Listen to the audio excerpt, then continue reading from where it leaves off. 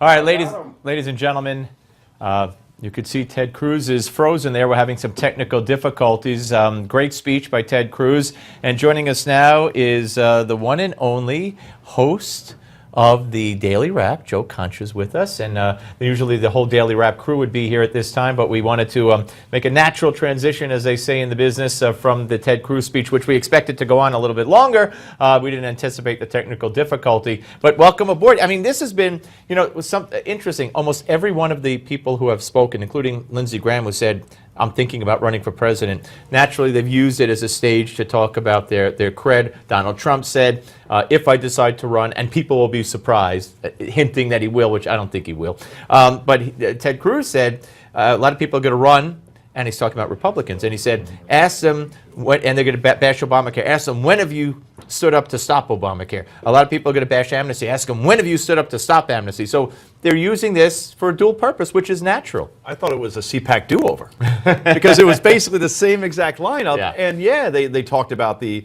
importance, obviously, of fighting back against gun control and obviously about the Second Amendment. But still, the lineup was impressive. But what was most notable, just kind of like the Oscars, it's not who was there, it's who got snubbed. Yeah, and so Rand Paul. Rand Paul, that was the biggest one. He has a grade A from the NRA.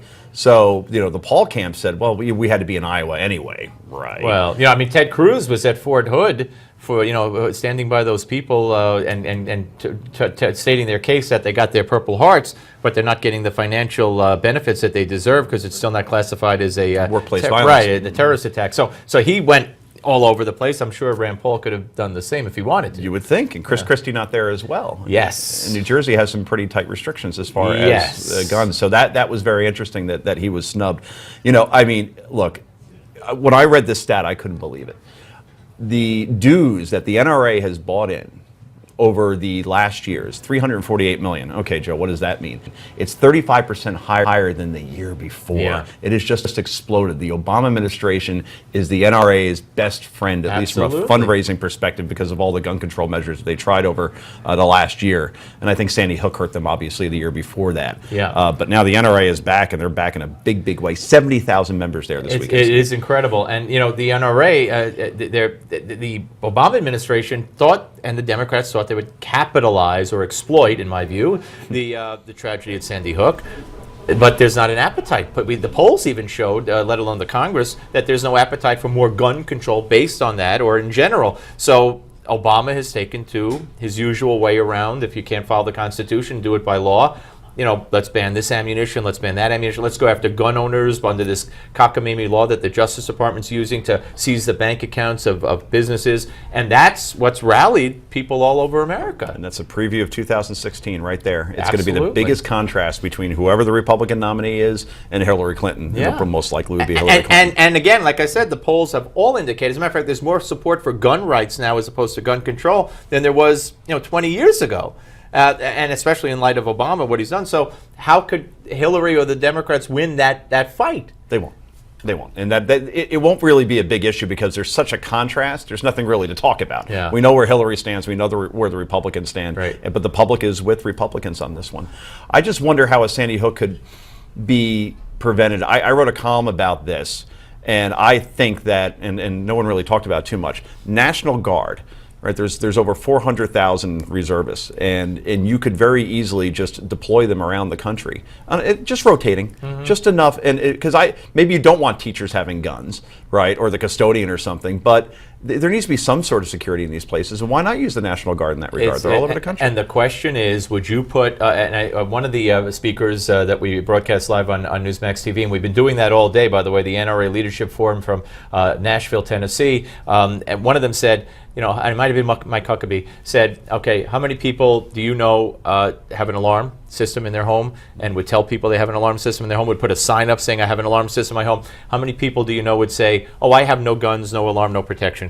I mean, it's, and that speaks to what you're talking about. I mean, it's either or, and, the no guns in schools, gun-free zones, it just invites the bad guy to say, to know, no one's going to stop me immediately. That's a very good point. It's funny you bring up the whole alarm thing, because outside my house today, I literally had to fix my ADT sign, and I'm wondering, maybe I shouldn't have an ADT Well, sign. a lot of people advise against advertising that you have an alarm, or at least the type of alarm. Really? Yes, you should. You could say you have an alarm system, but don't say what kind you have, because supposedly there are ways to get around. And that's what I've heard. I don't know that for a fact. They could end up just unplugging it or something. I don't know what they could do, but yeah, freak them out. Put another alarm name. I could do that. Right, exactly. I don't know if that's Excelsior or something. So you right? got. Sorry, I went off on a tangent. No. there for a second. Just We're made me think a of minute and that. a half away from the wrap, daily wrap, which I watch every night when I get home. Thank you. And tell us what's on board. Who's on? We got Rick Unger, who doesn't leave. He's like Norm from Cheers. He's always in the same stool every night with beer. We got Bill Tucker, who's a good man, and we have Heather Hansen, who's becoming a regular as well. Yes. So we're obviously going to be talking about this. We're going to be talking about Hillary making her announcement, which Why do you're the person to ask? Why is she doing it on Twitter on a Sunday and not on a Monday in New York City, Washington, Brooklyn, wherever? Right, because it's in 2008 she had what was called like an old school campaign that was behind the times, and she's trying to look like the cool grandmother now by putting it out on social media because she's hip and she gets how people. You mean she's so hip that when she told us that the server was being guarded 24 hours a day, we thought that someone would like come and pick up the server as opposed to hacking the server? Something like that, yes. Yes. So I get who it, I get it, knows? I get it. It's a Sunday. It's going to be a long campaign, but she's not a good candidate, Mr. Malzberg. I am going to leave. I am going to hand it over to this fine gentleman and the rest of the Daily Wrap crew. Have a great weekend. Hope you enjoyed our special coverage of the NRA National Convention right here on Newsmax Television. Have a good one. See you Monday.